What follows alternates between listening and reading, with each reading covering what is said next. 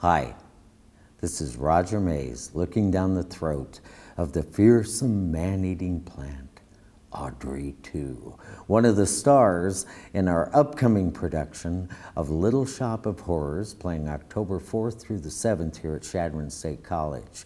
We'd like to welcome you to our behind-the-scenes edition, and inside you're going to meet our cast, find out what they like about playing their roles, what they found challenging, and what they like about being a student here at Chadron State College Theater. So once again, welcome to our behind-the-scenes edition of The Little Shop of Horrors.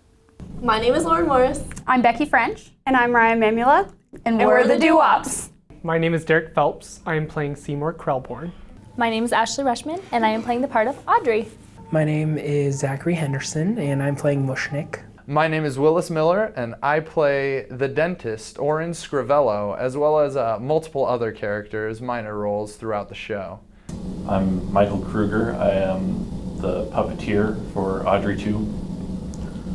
I'm James Steele, and I'm the voice for Audrey II. We know what's going on when the audience needs a little push about what else is going on. We are on the good side and the bad side. We are rooting for Audrey and Seymour to get together, but at the same time, we know what's going on with the plant and we everything. help the plant out a couple times too. He's like the quiet guy. He doesn't really expect a lot from life, and he dreams of everything bigger in life, but he doesn't feel like he has a way out of his life. She's a girl who works at the shop with Seymour and Mr. Mushnik, and she's kind of had a rough past. She's just a girl who really doesn't think she deserves anything. She says it repeatedly, she deserves to be treated badly like she is by her boyfriend, Orin Scrivello. And then eventually, during Suddenly Seymour, she realizes that she does deserve better, and it's really her changing point in her life. He is kind of the father figure of Seymour, and his business isn't really going so well. Orin is, he is a card, that's for sure. He is this dentist, and the reason he became a dentist is because he found that he, as a young boy, that he had this kind of fascination with human pain and suffering. Feed me! For the three of us, it was a lot of figuring each other out, getting together and making sure. I mean, when you are a Greek chorus, you need to be pretty much in sync. A singular entity rather than three separate characters. The music part was difficult. We not only had to, learn our parts and do it that way, but we had to blend and become that one voice rather than three separate. Yeah.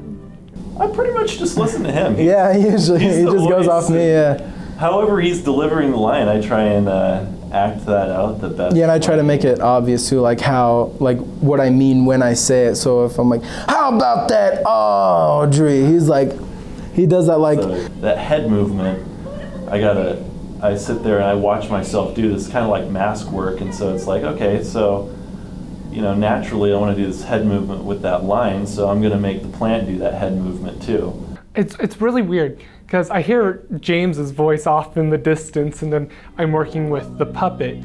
I just have to kind of focus on the plant and visualize that it's actually talking to me. Well, I've known Derek since I came to Chadron, and we're both in the music program, and we hang out a lot since I've met him, so it's really not hard to mesh with Derek. As far as Willis and I go, it's a really good, we make a really good team, and there's been lots of parts where we've talked about, I think this would be good, and I think this would be good, and he's like, yeah, we should try that. So when you're working really tightly with somebody, you have to develop that bond behind the scenes as well.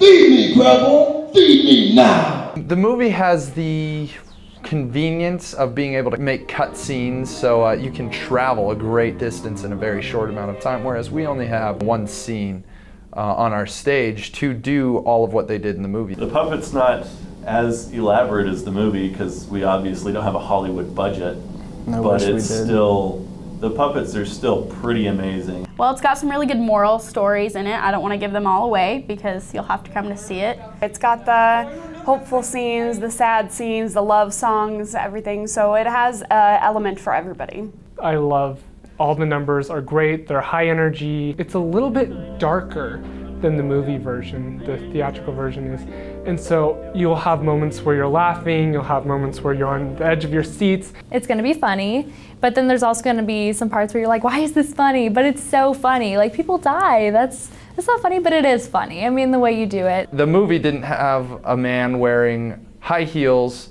a leather jacket, and a hairpiece all within the same scene, you know? So that, I think, will be the greatest surprise for me anyways. You're gonna see this really fresh, dark comedy that doesn't get done justice in the dark comedy aspect, which is something we've really tried to bring out, the dark comedy. And I think that's most what audiences should come for. I'm starving! You grow and love every single member of the department, even if they're not in the show, or just everyone is always joking and laughing all the time, and it's just a fun place to be. It's really fun, actually, because every show you get to know that cast a lot better than you did before. Like for Bus Stop, for example, last year, I got really close with a couple of the girls that were in the show, and then this year you get close to the other people in the show. And we've got a couple freshmen, well, one freshman who plays the voice of the plant, and so I've gotten a chance to get to know him really well this year, and it's really fun because you kind of form that family bond with people you don't usually. I really like this cast. They're really nice. We work well together, I think. It's kind of different for me being a music person.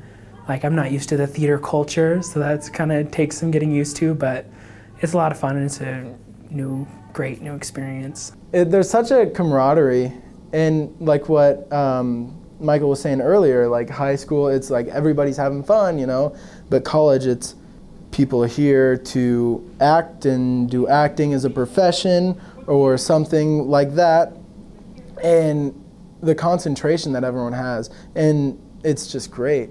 Working with Roger and Scott, I mean, these are two guys who have changed my life theatrically. They've given me, I think, that breadth of theater, the real want to do it and maybe even fail at it as a career, because that's always the risk you run.